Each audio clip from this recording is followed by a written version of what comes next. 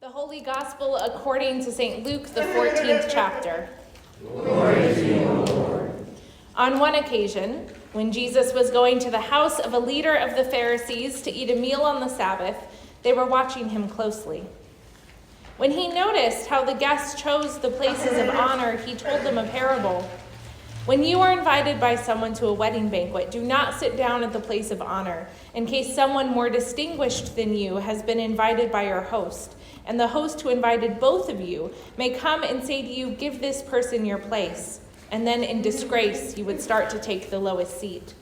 But when you are invited, go and sit down at the lowest place, so that when your host comes, he may say to you, "Friend, move up higher." And then you will be honored in the presence of all who sit at the table with you. For all who exalt themselves will be humbled, and those who humble themselves will be exalted. He said also to the one who had invited him, "When you give a luncheon or a dinner, do not invite your friends or your brothers or your relatives or rich neighbors, in case they may invite you in return and you would be repaid. But when you give a banquet, invite the poor, the crippled, the lame, and the blind, and you will be blessed, because they cannot repay you, for you will be repaid at the resurrection of the righteous." This is the gospel of the Lord. Praise to you, O Christ. So I think that all people suffer from an internal disconnect.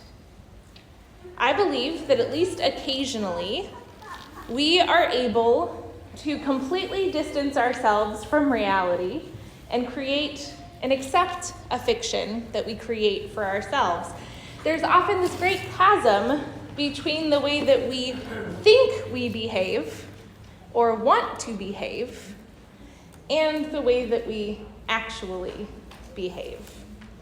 In my mind, I am the most gracious of creatures. I am a paragon of virtue and charity. I always give up my seat for someone else. I'm always generous with my money, giving it freely. I'm always looking to pay it forward while quietly turning down any recognition, of course. I'm constantly humbling myself in service to others. That's in my mind, right? This is how I want to be. This is like the Instagram version of myself. The one with the perfect lighting and just the right angle that shows the right balance between nonchalance and aspiration. It's not the version that I took 15 pictures of that I then decided to delete instead of posting. Because the reality is that I struggle. I struggle a lot. As much as I want to be that model person, I fail quite often. And I sometimes resent the person who sits next to me on the bus because they forced me to move my bag off their seat.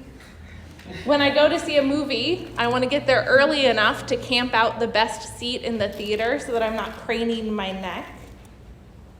I am tempted to avoid doing things because it will be difficult or servile, and I would much rather have someone be doing something for me instead. When it comes down to it, I much prefer being at the head of the table than at the foot. Who doesn't like that status, authority, and glory of being seen and recognized? Please tell me I am not alone in this. That's where this disconnect comes in, because it's not the way that we know we are called to be. Jesus talks about this table where some take the lowest seats and some take the highest. And frankly, as much as we want to be the ones who right away opt to go and sit at the lowest tables, the ones who choose to humble themselves and sit at that lowest seat, we are much more often the ones who are fighting to snag a seat at the highest in some status-making version of musical chairs. Some might not agree with this characterization. They will say to me, "I would never fight to sit at the head of the table. I would willingly sit at the foot," but I tell you that this desire to exalt ourselves can be a lot more insidious than we think. It isn't always so apparent and plain. Maybe we will opt to sit at the lowest seat right away and tell ourselves that it is out of pure altruism. We're doing it because we are humble and we do want to serve others. But I have a feeling that that's not all there is to it.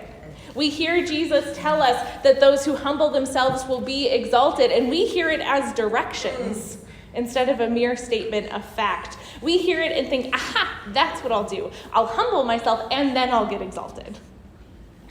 I'll humble myself and then I'll get exalted. And so for many of us, becoming humble, doing these things, is more of a means to an end than a true way of living. It's sort of like the publicity stunts that politicians or other public figures do. Maybe they really do want to feed people at a soup kitchen, or maybe they really do want to clean up trash in a rundown neighborhood. But I'm sure they are also thinking of the photo ops and the good press they'll get out of it. This is not the way that we are called to live.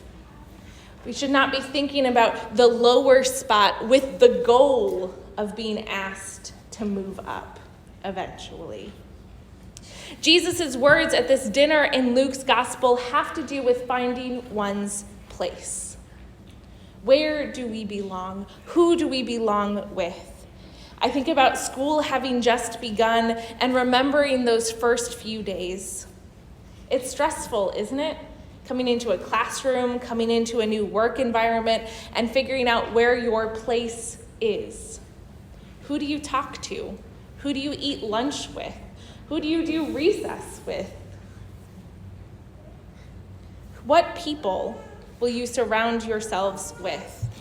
It becomes an important decision. And it doesn't change that much throughout our lives. All kinds of places become important. Our place in line at the grocery store, our parking lot at work, the neighborhood that we live in, the seat at the best restaurant in town, where we are located, says a lot to the world about us, about who we are, what our status is.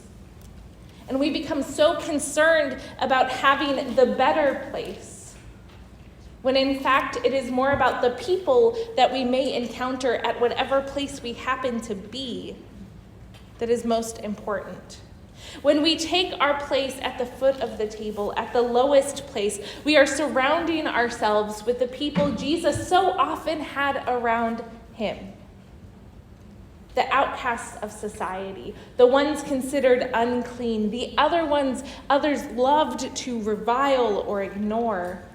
Jesus summarizes some of those as he outlines who to invite to a banquet: the poor, the crippled, the lame, and the blind. That unhelpful language doesn't shy away from the fact that these are people who were not fully included in society in his day, and who still are often not fully included. Why these people? I think there are two reasons. First of all, these are people who are normally overlooked. As invitations go out, there wouldn't be any desire to sully an otherwise nice evening with an undesirable guest, an unpredictable guest, a guest who may require us to do more to accommodate them. The other reason is laid out pretty clearly by Jesus. He says, when you give a luncheon or a dinner, do not invite your friends, your brothers, your relatives, your rich neighbors, in case they may invite you in return and you would be repaid.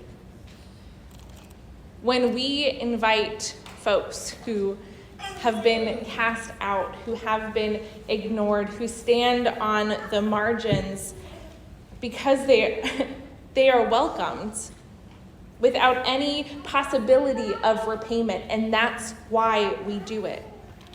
There is no greater sign of hospitality than giving to others without any expectation of reciprocity. Jesus is talking about a meal while having a meal. Meals are very common in the Gospel of Luke. There are 10 stories about Jesus sharing meals with friends and foes alike. This is part of the reason, then, that a meal is one of the places where we get to meet God. Every week, we meet God in a holy meal around this table. And who is the host of this particular meal? Christ, God. This is Christ's table. At our best, we are shepherds and stewards of God's gifts. At our worst, we are gatekeepers and hoarders.